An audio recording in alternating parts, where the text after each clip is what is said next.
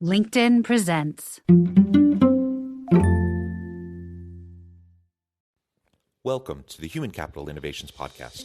We're your source for personal, professional, and organizational growth and development, where we share original research, explore industry trends, and interview executives and thought leaders from across the globe. We hope you join us often for practitioner-oriented content around all things related to leadership, HR, talent management, organizational development, and change management. Maximize your personal and organizational potential with Human Capital Innovations Podcast.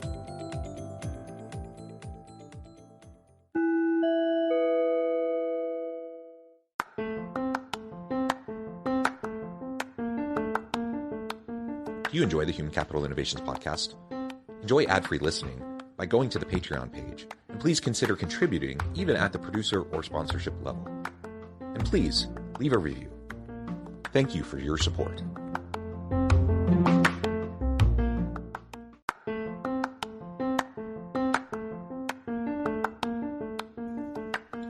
Welcome to the Human Capital Innovations Podcast. In this HCI Podcast episode, I talk with Christine Valente about how talent demands change as businesses face talent shortages.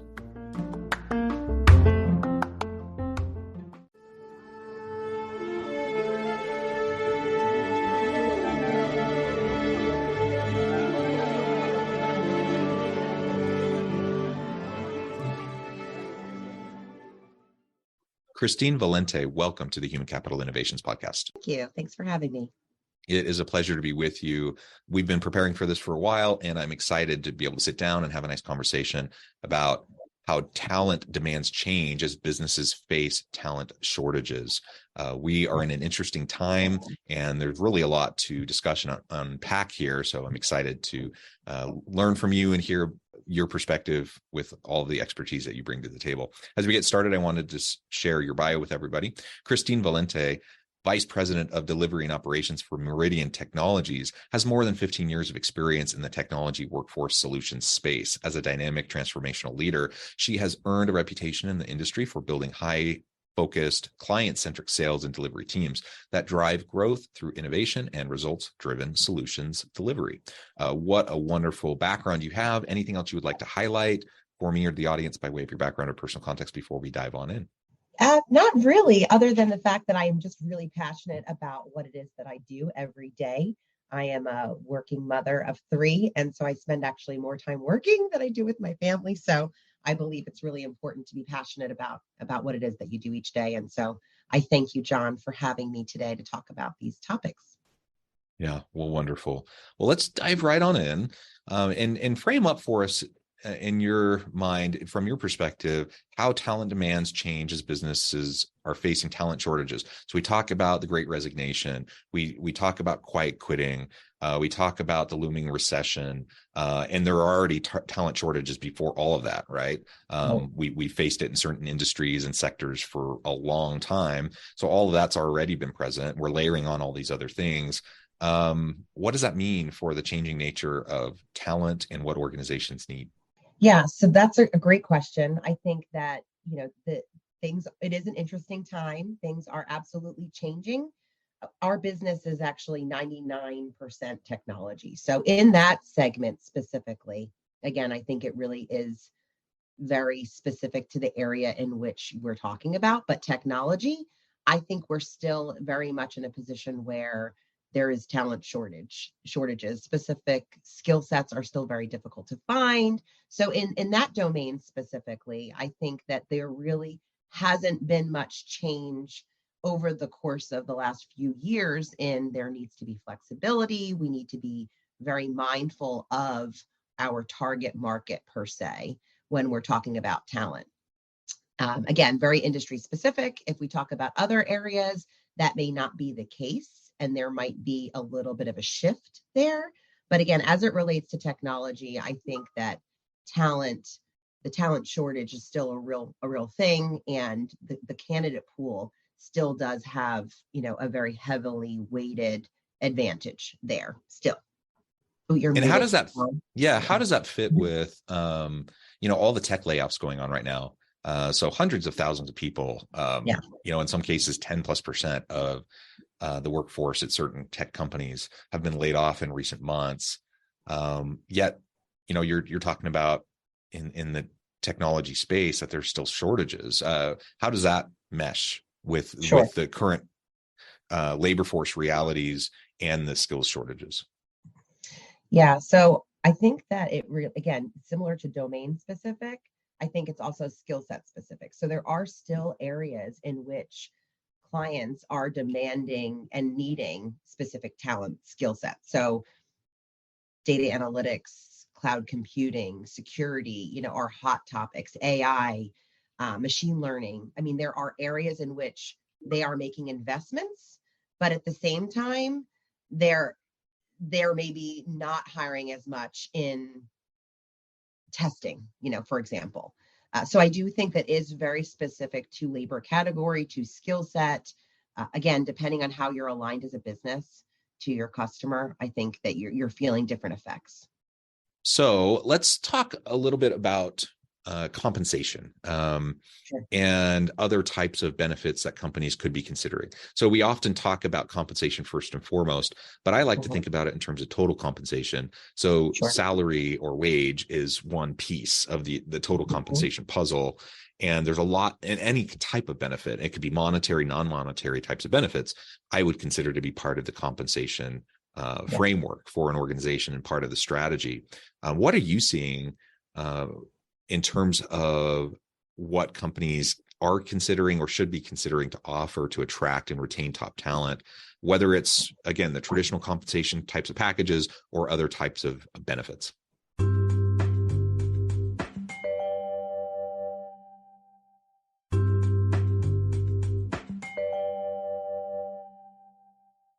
Yeah, so I think that what we're seeing right now, ever since, COVID has happened and it's changed the mindset of so many people, I think first and foremost, top of mind is flexibility. So outside of the traditional compensation and earning potential and the different ways that you can achieve that total comp as you described, I think the flexibility that you can provide to someone sometimes supersedes an additional $10,000 in comp or bonus. Is it PTO? I mean, there's unlimited PTO that some companies are offering, which is much more valuable than $10,000 to some. So it really is, listening to your target market, your prospect, and trying to determine what is most important to them and what are you willing to give, right? So again, if you're in a role that you cannot have a fully work from home employee and that is a requirement, well, then you have to draw the line, right? You don't believe that your job can be done in that capacity. Now, if you have the opposite, which is you have to, you can afford that flexibility, then by all means, do so. And it could save you money, right? You could give that ability and it could save you money, certainly. I do think that people are money driven depending on the person that you're talking to. So when that is a factor, then there are additional things that you can do outside of just a bonus, tying it to performance, giving additional compensation or, potentially equity, depending on the size of the firm. I think that those are things that people are doing to get a little more creative. But again, it's all based on, what you can do and how far you can reach, and also what's important to the prospect. Yeah. And you highlighted a really important issue, and that is just the preferences and how they're changing around face-to-face work, remote work, hybrid work. And many employers have been trying to get their people to come back to the office in person after several years of this pandemic environment where so many people were forced to go virtual. Right. Now, it does depend, right? I can't say what is better for an organization right off the bat. I can't say hybrid's the way to go or virtual or face-to-face. And it depends on the organization, it depends on their values, it depends on their industry, the products and services that are providing, the types of roles you're talking about. There's so many things that it depends on. Yet this is a pattern that you see, that many organizations are trying to get their people to come back into work, and there's resistance. If there wasn't resistance, it wouldn't even be a big deal. Like it wouldn't be in the news and everyone would just be going back to work, right? Yet you have a significant portion of the labor force that says, I've learned to really enjoy the flexibility of either virtual or hybrid work. I don't want to be back in the office full time. And they're not willing to do it. And so they're jumping ship and going to other opportunities or trying out, hanging their own shingle, trying out the gig economy or whatever. What are you seeing and how organizations are trying to address this to find that balance to what the needs are of the organization and what the demands are of the labor force? Yeah. So again, I think the other side of the pendulum is that there are people that are unhappy working from home, right? That feel disconnected, that want office time, that want to be connected, that want water cooler conversation. So it really is such a fine line of making people happy and giving them that flexibility, but also staying true to keeping a good culture, showing your employees you care. Again, it's so compartmentalized our day as far as those interactions. Anytime you bring someone new on board, it takes time, much more time to get them acclimated into your environment. So I don't know that I addressed the question that you just said, but I did have that additional thought on, it not being just one-sided, that it's also the other side too that we're worrying about. Sure. And that's a really good point. Because sometimes we make the assumption that it's only one direction, that employees want to be virtual and employers want them to be in person. And that's not always the case. And in fact, sometimes it's the opposite. Sometimes organizations are saying, no, there's a lot of benefits to us keeping you virtual. We don't want you in the office. Right. And employees are saying, no, I really want to be there. And there's a whole spectrum in between, right? So that is important to note. And it highlights something you said a few minutes back. And that is that you just need to know your people to be able to understand where they're coming from and what they are needing and wanting, and what's going to drive their retention within your organization.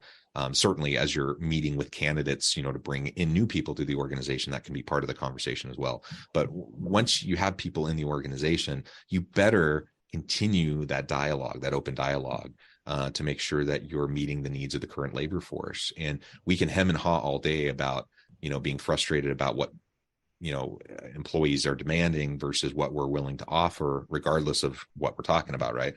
We can complain about that, but the reality is we either have to adapt to the labor market, or we're going to not get good people, and we're going to increasingly become irrelevant in the world of work and in our particular industry.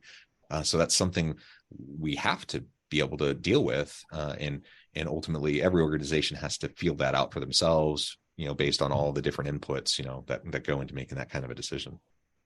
Absolutely. And again, I think understanding your people, building trust with your people through time, I think it gives you the flexibility to go either way and to accommodate them.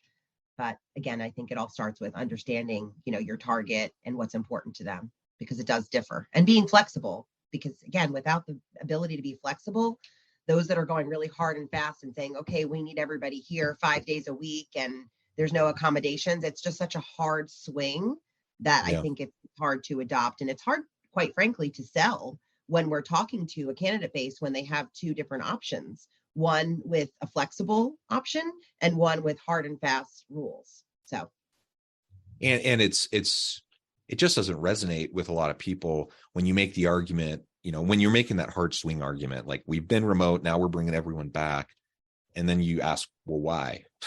Well, because we want you back, because we'll be able to, be more successful if you're back. And then you ask, well, why? I mean, I was productive at home. I've been working remotely for a couple of years now.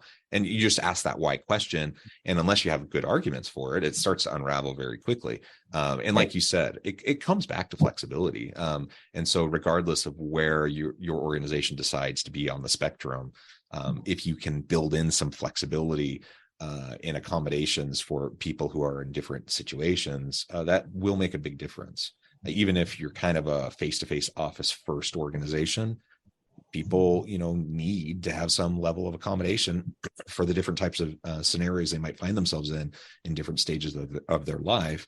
And if you can be that organization that sees them and recognizes, the holistic person and the demands on their life, and show that you value that, and you acknowledge that'll make a difference for people.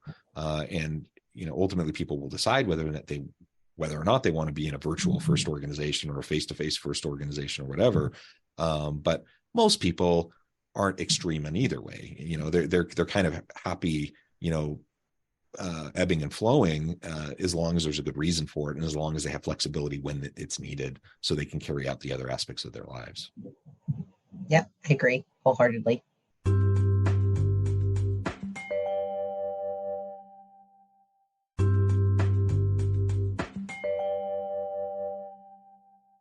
So let's talk about some of the most in-demand skills right now that you see. I know one that you had mentioned as we were preparing for the episode is technology staffing specialist.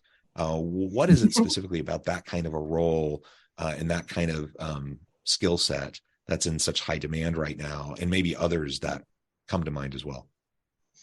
Yeah. So in our world, we really kind of run the gamut of technology skills, and top of mind is security. So again, when the world shifted to a very remote world, I mean, security has always been a top priority for many companies, but I think exposure has, exponentially grown with everyone working remote and having access to different systems virtually. So I think that really is top of mind as far as in-demand skill sets in technology, data analytics, data visualization, data storytelling.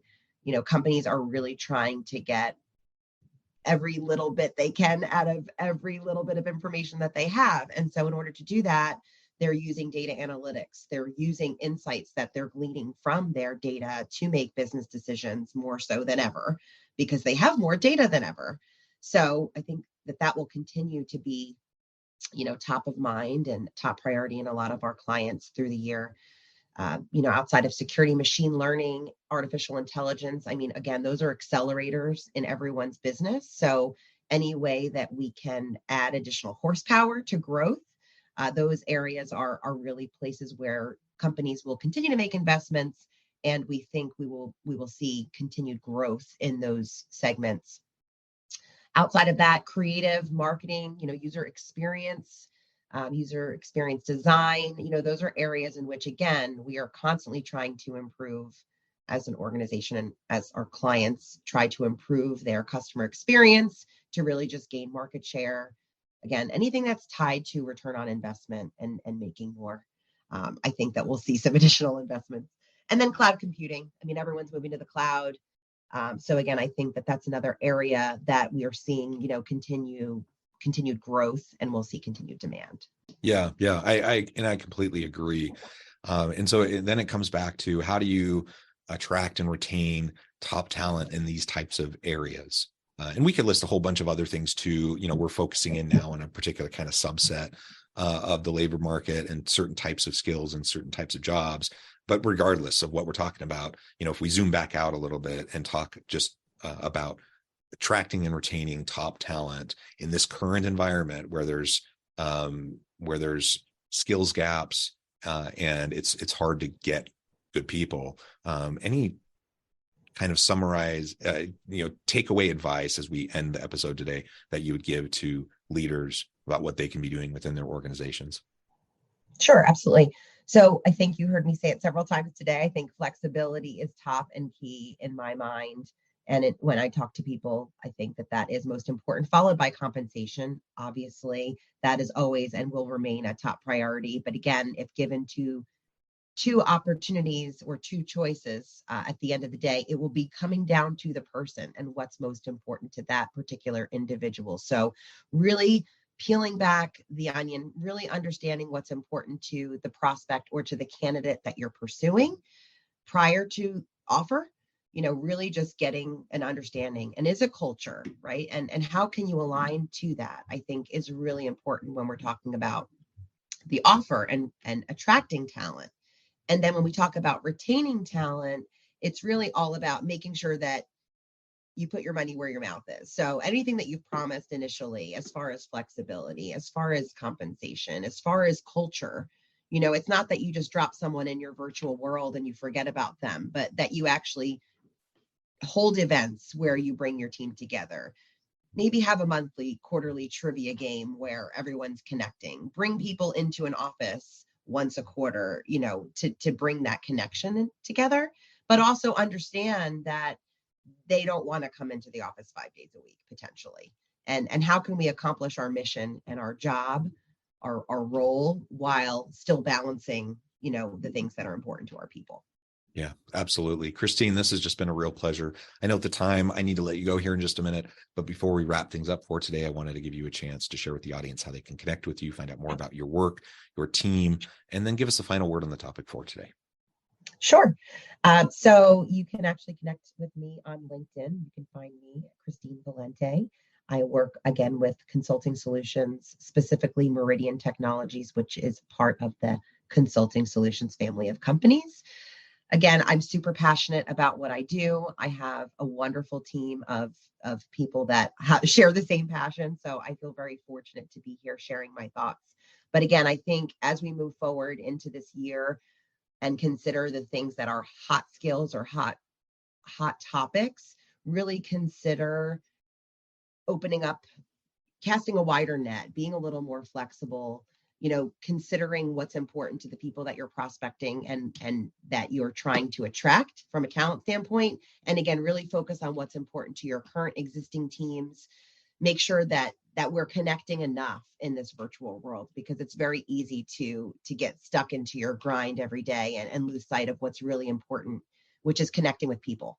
Amen. That was wonderful, Christine. Thank you so much. It's been a real pleasure. I encourage the audience to reach out, get connected, find out more about what Christine can do for you. And as always, I hope everyone can stay healthy and safe, that you can find meaning and purpose at work each and every day. And I hope you all have a great week.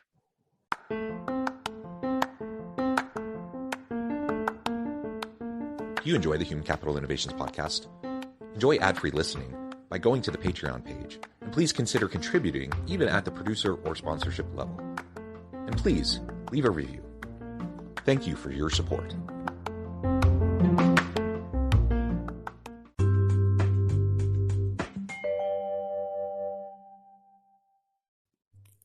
Thanks again for joining us for this episode of the Human Capital Innovations podcast.